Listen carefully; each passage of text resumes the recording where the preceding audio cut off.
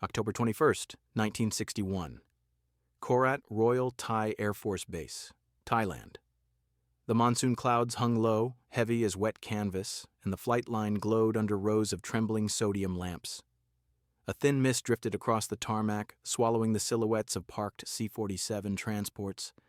Their metal skins clicked softly as they cooled after hours of training sorties.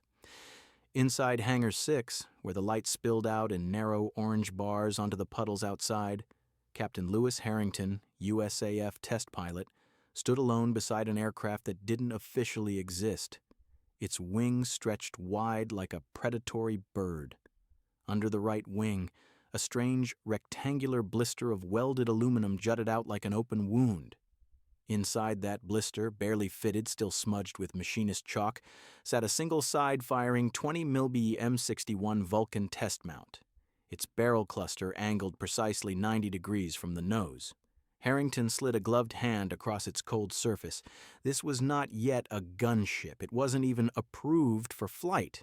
It was merely a concept, one of several floating inside Air Force proposals before Vietnam would demand answers the Pentagon didn't yet understand. But tonight, its future was about to be tested anyway. Footsteps echoed behind him, steady, confident, unmistakable. Major Arthur Pennington, project overseer for the clandestine fixed-wing interdiction experiment, stepped into the light wearing an olive-drab rain poncho still dripping from outside.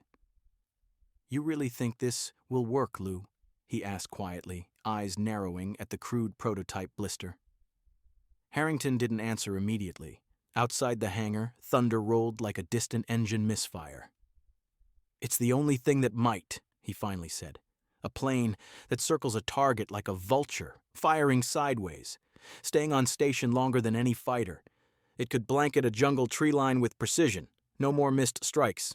No more calling in artillery that arrives too late." Pennington looked unconvinced but intrigued. He opened a folder, its pages wrinkling in the humid air.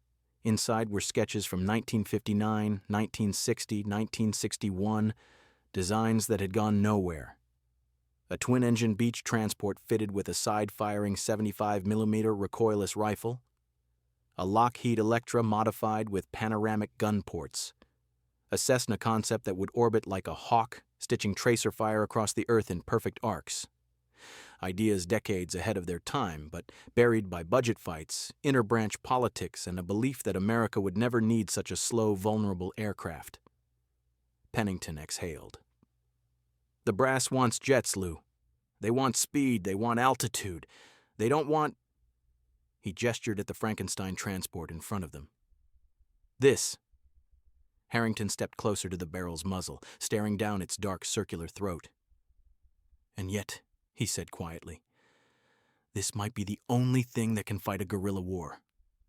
A mechanic leaned into the hangar doorway. "Captain Harrington, weather window opens in 10 minutes. If you're going to take this thing up, it's now." Pennington stiffened. "I didn't authorize—" "You didn't hear anything, Art," Harrington said, already climbing the ladder into the cockpit. "Just observe the data. That's what this project is, isn't it? Observation." The engines coughed, one after the other spitting sprays of water from their props before settling into a coarse, droning rhythm that filled the hangar rafters with vibration. The Vulcan cannon's mount shook slightly under the tremor of the airframe. Pennington watched the whole aircraft quiver like an animal ready to shake off its leash. He stepped back into the rain as the prototype rolled forward, turning slowly toward the runway lights that glowed through the mist like a pathway into nothingness. This flight, unauthorized, unrecorded, unacknowledged, would become a story the Air Force later pretended it never heard, because what happened over the jungles of northern Thailand that night would prove one thing. A gunship could have existed years before the AC-47 Spooky, and it might have changed Vietnam before the war truly began. But it was also the night the project quietly sealed its fate. The rain intensified. Pennington raised his collar and watched the aircraft disappear into the storm, carrying an idea too dangerous for its time. Thunder cracked. The prototype lifted off. And the first gunship experiment in American history entered the darkness. 26 minutes after takeoff, Captain Lewis Harrington was skimming above a jungle valley near the Thai-Laotian border, the aircraft buffeted by crosswinds. The cockpit windows rattled, rain streaked diagonally across the glass like scratches from an unseen hand. The altimeter needle trembled at 4,200 feet, and the modified C-47, unofficially dubbed Project Gunlark, groaned each time the pilot dipped a wing. Harrington adjusted his harness and looked left. Beyond his shoulder, the world was a black void broken only by the faint phosphorescent glow of cloud lightning. This was no ordinary test area. Below, in the unnamed ridges and valleys, U.S. advisors had reported the movement of Pathet Lao guerrillas, small teams slipping across the mountains under cover of night. Officially, Harrington was nowhere near them. Unofficially, the Air Force wanted to know whether a slow circling aircraft could lock a target on the ground without ever pointing its nose at it. "Gunship Control, this is Lark 1, Harrington said into the radio, though there was no guarantee anyone at Korat would answer. "Initiating left orbit, testing lateral firing stability." Static, then a strained voice. "Lark 1, copy. Proceed with caution. Do not discharge unless absolutely necessary." Harrington smirked. In test pilot language, that meant, "We know you're going to fire anyway, just don't say you did." He flipped a guarded switch. The cockpit lights dimmed. A low, unnatural hum filled the fuselage as power routed into the weapon blister. Behind Harrington, Staff Sergeant Emil Vargas, flight engineer, steadied himself beside the jury-rigged control panel. Sweat glistened across his brow despite the cold airflow. "Tracking gyros drifting 2 degrees, Vargas warned, tapping the side-mounted gun camera. "If the orbit changes even slightly, your rounds will walk miles off target." "That's why we're here," Harrington replied. "No one's built a system for this yet." He pulled the yoke left. The plane began its first slow pylon turn, wing dipping gracefully toward the earth. The entire concept of a gunship depended on this. The ability to orbit a target like the hand of a clock, firing continuously at a single point through geometry, not speed. Below, through the breaks in cloud, Harrington saw movement, small lanterns flickering among the trees, a foot patrol, maybe 8, 10 men. Every instinct, every rule said don't engage. This was Thailand. The U.S. was not at war here, but tonight was not about politics. Tonight was about proof. "Emil," Harrington said quietly, "feed the test barrel." Vargas hesitated only half a second before sliding a metal rack home. A single 20mm test belt locked into position. The Vulcan cannon in the blister hummed, warming, its motor whining like an angry hornet colony. Harrington steadied the orbit. Vargas braced. The jungle glowed faintly below with drifting firelight. "Lark 1 to control," Harrington said, his voice slow, calm. "Preparing to release one short burst." Silence then. "Lark 1, negative. Do not. Repeat, do not." The radio cut into static as lightning cracked across the valley, and in that second of radio silence, Harrington made his decision. He thumbed the firing trigger. "Ba, thumb, thumb, thumb, thumb." The side-firing Vulcan erupted with a stuttering metallic roar, jerking the aircraft sideways. Brass casings spewed from the blister like sparks from a grinder, scattering into the wet night. The jungle below lit up as tracer rounds carved a perfect circular arc across the ground, an impossible curve of light, as if the earth itself were being branded. Vargas shouted over the vibration, "Stable! It's holding stable!" Harrington felt his chest tighten. The orbit hadn't collapsed. The recoil hadn't thrown them out of alignment. For the first time in Air Force history, a fixed-wing aircraft had fired sideways in a sustained, controlled burst and held its geometric aim without losing its turn. Below, the firelight vanished instantly. Whoever was on the ground had scattered into the brush. The radio crackled violently back to life. "Lark 1, what the hell was that? Abort! Abort! Return to base now!" Harrington eased the throttle, beginning his climb through the storm. Vargas exhaled shakily. "That was the future," he said. "Sir, do you think they'll let us keep developing it?" Harrington didn't answer, because even as the aircraft clawed back toward altitude, he already knew success was the most dangerous thing that could have happened tonight. The prototype had worked too well, and ideas that worked this well had a habit of dying in secret rooms long before they ever reached a battlefield. The thunder swallowed the plane again, and the first gunship orbit in history vanished into cloud. 2 hours later, the prototype rolled to a trembling stop at the far end of Korat's runway. The rain drummed on the fuselage like distant machine gun fire. Captain Harrington cut power, and the props wound down with a metallic sigh, blades flashing once per rotation in the floodlights before becoming still silhouettes. Staff Sergeant Vargas climbed out first, boots splashing into a puddle. His hands were still shaking from the recoil shock waves that had shaken the aircraft. A thin mist clung to the gun blister, turning each bullet smear into silver streaks. "Well," Vargas muttered, "that's going to be hard to explain." Harrington stepped out behind him, helmet tucked under one arm. He looked at the gun mount, smoke still curling from its breech, rain sizzling against the warm metal. The experiment worked, better than anyone expected, and that was precisely the problem. A jeep screeched up, headlights cutting through the steam rising off the tarmac. Major Pennington leapt out before the driver even stopped, his poncho snapping in the wind. "I told you to test stability. Stability, not open fire!" he shouted, boots splattering water as he marched toward them. Harrington didn't flinch. "Sir, we conducted a controlled burst under stable orbit conditions. We proved the concept." Pennington grabbed the captain's flight vest, pulling him close enough that the rain between them evaporated into body heat. "You don't understand," Pennington hissed. "If the Thai government logs that burst, if anyone saw those tracers, this entire project will be terminated before you wake up tomorrow." He pointed at the smoking blister. "And that will never be built again." Vargas stepped forward. "Sir, nobody down there had radios. We were high enough." But Pennington wasn't listening. He was scanning the runway as if expecting generals to burst out of the dark with handcuffs and a shredder. "Get inside," he ordered. "Now, both of you."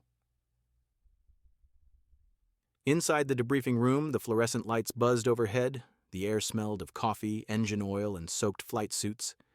Harrington and Vargas sat at a metal table, their notebooks closed, pens untouched. Pennington paced. On the table lay the gun camera tape, recovered from the mount only an hour earlier. The metal reel dripped, still wet from the storm. Pennington finally stopped pacing. "All right," he said, voice tight. "We need to prepare a preliminary report." Harrington opened his notebook. "What do you want in it?" Pennington sat down slowly, his expression strange, somewhere between awe and dread. "Nothing," he said at last. Vargas frowned. "Nothing." Pennington leaned forward. "You don't write that you fired the weapon. You don't write that the gyro held. You don't write that the orbit was stable at 24 degrees. You don't write that the concept works." He tapped the camera reel. "This footage goes into a locked cabinet until the Air Force decides what to do. And make no mistake, they are not going to like what they see." Harrington felt his jaw tighten. "With respect, sir, what's the point of a test program if we bury our successes?" Pennington's voice dropped to almost a whisper. "Lou, do you know why this project is compartmentalized under Air Defense Command instead of Tactical Air Command? Why the requests for funding keep getting lost? Why every general who visits this hangar has the same look on his face, like we're playing with something we shouldn't?" He leaned back. "Because this aircraft, this concept, rewrites the rulebook. It threatens every doctrine built since 1947. Fighters become less important. Bombers don't own the battlefield anymore. A slow orbiting plane, something the Navy calls a truck, could outperform jets in a guerrilla war." Vargas blinked. "So they're scared of it?" Pennington nodded once. "And scared of what happens if Congress hears about it before the Air Force decides who gets the credit." Harrington closed his notebook. "So, what now?" Pennington gave the only answer a career officer could give. "We wait." But the look in his eyes added what he did not say. "And hope the right people don't kill this before Vietnam forces their hand." The hallway outside Harrington and Vargas walked in silence, boots squelching softly across linoleum. After a long moment, Vargas spoke. "Sir, do you think they'll actually build it?" Harrington stopped. "I think," he said slowly, "we just proved the future tonight. And the future scares people." He looked back at the door of the debriefing room, the lock sliding shut, the gun camera tape now hidden inside a steel cabinet marked "No Access." And in that moment, Harrington understood something with chilling clarity. A successful test didn't guarantee development. A successful test guaranteed resistance. Far down the hallway, a phone began ringing. Pennington answered it. His voice dropped. His posture stiffened. Someone at headquarters already knew. The project had just shifted from experimental curiosity to political threat, and the consequences would arrive soon. 4 days later, October 25th, 1961. The Pentagon, Washington, D.C. The conference room had no name, only a number, 3C92. Inside, 5 generals sat around an oval table polished so perfectly that their reflections looked like ghosts looking back at them. On the table lay a thin manila envelope marked Gunlark Test Flight, Confidential, Eyes Only. A projector hummed at the far end of the room.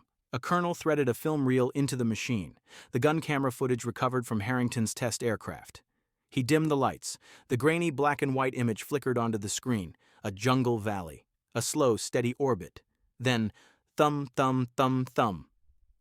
Bright tracer arcs ripped across the trees in a perfect sweeping curve. The officers watched without speaking. One shifted in his chair, another crossed his arms, a third scribbled a note that he immediately tore up. When the reel ended, the room stayed silent for several seconds, the only sound the soft rattle of the film tail slapping the projector gate. Finally, Lieutenant General Morris Kelburn, Deputy Chief of Staff for Plans and Operations, cleared his throat. Well, there you have it, the side-firing platform works. Across from him, General Isaac Behringer, head of Tactical Air Command, leaned forward. It works, Behringer said, but that doesn't mean we need it. Kelburn raised an eyebrow. You're not impressed? Oh, I'm impressed, Behringer said. I'm impressed that a transport aircraft full of old radios and plywood can now loiter over a battlefield and deliver sustained fire. I'm impressed that a handful of engineers in Thailand built something that might make half our aircraft inventory obsolete. He paused. And I'm impressed that nobody cleared this test with my command. Kelburn folded his hands. This isn't about territory, Isaac. The hell it isn't, Behringer snapped. If we fund a platform like this, slow, low, cheap, Congress will gut our fighter programs. They'll say, why spend millions on jets when we can use cargo planes as gunships? We'll lose budget, pilots, prestige, everything. A Marine general at the end of the table chimed in. Gentlemen, we're on the brink of escalation in Southeast Asia. Advisors are already taking fire. The Army wants something that can deliver continuous support at night. This concept might... Behringer cut him off sharply. It's vulnerable. It's untested. It's tactically reckless. A gunship like this would be torn to pieces by any nation with actual air defenses. Kelburn gestured at the projector screen. It's not meant for nations with air defenses. It's meant for counterinsurgency. Behringer scoffed. The Air Force does not fight jungle wars. That's the Army's fantasy. We fight nations. We fight with speed, altitude, and technology. Another general finally spoke, quiet, surgical. And what if Vietnam becomes a jungle war whether we want it or not? The question hung in the air. Behringer stared him down. Then we adapt, using existing systems, not by resurrecting some eccentric side-firing experiment that threatens our entire procurement structure. Kelburn leaned back. Isaac, are you saying we should kill this program? Behringer didn't blink. I'm saying we should ensure it never leaves the classification drawer. But meanwhile, Korat Air Base, Thailand. Harrington stood before the mail clerk, hands clasped behind his back. The clerk slid a sealed envelope across the counter. The return address was unmistakable. United States Air Force, Pentagon. His stomach tightened. Inside the hangar, Vargas worked quietly on the gun blister, cleaning powder residue with a rag soaked in solvent. Pennington supervised from the catwalk above, watching the rain drip from the rafters. Harrington approached them, envelope in hand. What is it? Pennington asked. Harrington didn't speak. He tore the envelope open. 3 lines. Typed, clinical, cold. He read them aloud. Effective immediately. All Gunlark activities are suspended. Cease testing. Await further instructions. Vargas sank onto an ammo crate. Pennington's jaw clenched so hard his teeth nearly cracked. They've buried it, Pennington whispered. Before the war even started, they've buried the one thing that could change it. Harrington stared at the letter. That valley, he said slowly. Those men down there. That was proof. We saw what this aircraft can do. Pennington looked at him with a bitter smile. You proved too much, Lou.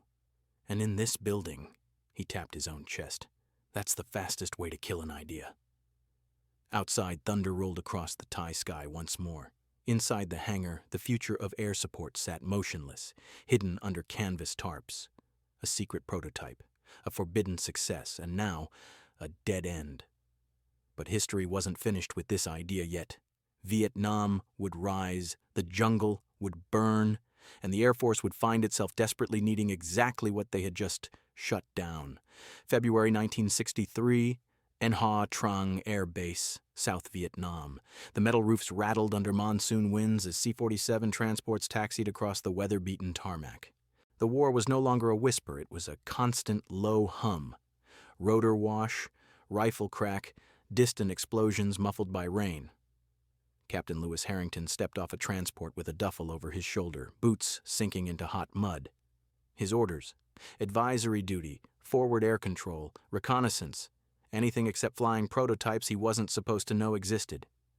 He walked past rows of Vietnamese ARVN soldiers smoking beneath corrugated awnings, past U.S. advisors hunched over radios, past mechanics elbow deep in open C-47 engines. Every inch of the base felt stretched thin, like the air itself was bracing for something bigger. "Harrington," a voice called. A stocky major waved him over.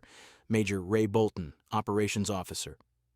His uniform was soaked through, yet he grinned like someone who'd accepted survival as a joke.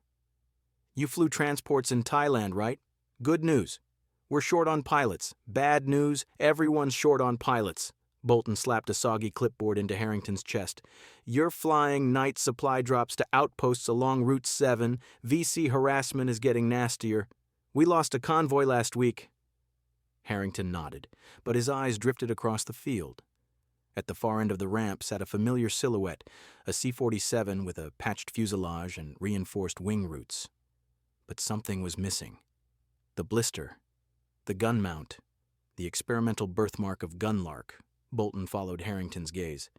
"Yeah, that one's stripped for transport duty. Army keeps asking for fire support at night, but Air Force says guns on transports are a doctrinal mismatch." He snorted. "Meanwhile, the VC have learned we don't see well in the dark. They're hitting hamlets whenever they want." Harrington swallowed hard. Vietnam wasn't like Thailand, where the enemy moved quietly in the shadows. Here, entire villages were swallowed at dusk. Roads that were safe in the morning became kill zones by nightfall. Convoys were ambushed, outposts vanished, and every evening came the same desperate radio calls. "We need illumination. We're surrounded. Is anyone overhead?" But often, nobody was. That night, Harrington flew his first mission, a cargo run to a remote outpost on the edge of Binh Dinh province. He circled overhead, waiting for clearance to land. The valley below was alive with tracer fire. Green VC streaks arcing upward, red ARVN streaks firing back blindly. The outpost commander's voice strained through the radio. "Air support? Anybody? We're losing the wire. Repeat, losing the wire." Harrington gripped the yoke. He could see the entire compound. He could see exactly where to place fire, and he could imagine it perfectly. An aircraft orbiting overhead, side-firing into the tree line, walking rounds in controlled arcs, halting the assault in minutes. Instead, all he had were flares. He pulled the handle. A bright magnesium fireball drifted down on its parachute, illuminating chaos. Bolton's voice crackled over the headset. "Cargo only? Stay out of the fight." But Harrington could feel the past grabbing his throat. "We built the plane for this exact moment, this exact war." He released 3 more flares. They drifted down. Light, no fire, no stopping power. The VC assault intensified. A mortar flashed from the tree line, then another. The outpost commander screamed something unintelligible as the defensive perimeter collapsed. Harrington banked hard away from the rising tracers, helpless. The entire valley below glowed like an open furnace. "We could end this in seconds," Harrington whispered, voice trembling. "We had a system. It worked." Bolton didn't respond, because he knew Harrington was right. Days later, Harrington stood in the operations hut studying a map plastered with red grease pencil marks, ambush sites, outpost overruns, failed night responses. A colonel stormed in, slamming a folder down. "Air Force needs a night support platform yesterday," he barked. Jets can't loiter. Bombers can't see a damn thing. Army wants helicopters, but they're too vulnerable. We need something that stays overhead and keeps firing. Bolton raised an eyebrow. You're describing exactly what we've been told not to develop. The colonel glared. I don't care what the Pentagon says. I care about the men dying out there. He turned to Harrington. You flew a prototype once, didn't you? Harrington froze. Bolton looked stunned. The colonel tapped the folder. I read your file. I read all of it. What you flew in Thailand, we need that here now. Harrington exhaled slowly. The program was shut down. Then reopen it, the colonel growled. Or rebuild it in theater. Here, quietly. Bolton leaned in. You're talking about resurrecting Gunlark. I'm talking, the colonel said, about saving outposts that are disappearing every night. Outside, the evening sky darkened. Thunder rumbled somewhere far beyond the coastline. And for the first time since the Pentagon killed the project, Harrington felt something ignite inside him again. The war was demanding the very aircraft the Air Force had tried to hide. Vietnam was forcing the question they tried to bury, but resurrecting the concept would require more than permission. It would require rebellion. June 1964. Da Nang Air Base, South Vietnam. The night smelled of aviation fuel, wet canvas, and cordite drifting from distant firefights along the coastline. Harrington stood beneath the open belly of a weather-beaten C-47, watching mechanics work under red-lensed flashlights. One man tightened a newly installed reinforcing bracket. Another fed an electrical harness through a freshly cut port in the fuselage, and on the ground lay the piece that made Harrington's chest tighten. A crude, side-firing gun mount, cannibalized from Gunlark plans. Bolton stepped beside him, speaking under his breath. We're calling this one Project Tail Chaser. Off the books. Off the record. If headquarters finds out we never existed. Harrington smirked grimly. Just like old times. But this wasn't Thailand. This wasn't a quiet test. This was war. In the last week alone, 4 outposts had been overrun at night. Convoys had vanished. Hamlets had been erased. VC mortar teams slipped through the jungle like ghosts, raining fire on targets with impunity. The South Vietnamese soldiers didn't just need help.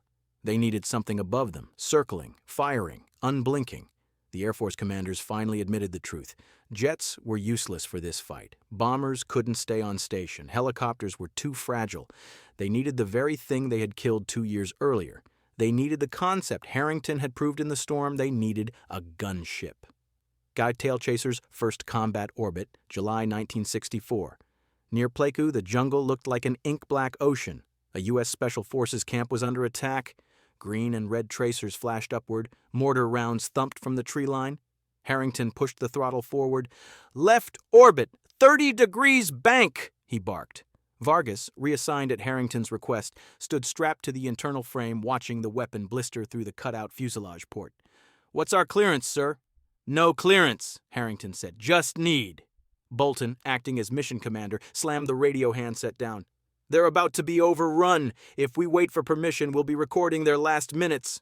Harrington steadied the turn. Vargas, arm the gun. The 7.62 millimeter minigun prototype spun up with a wasp-like scream.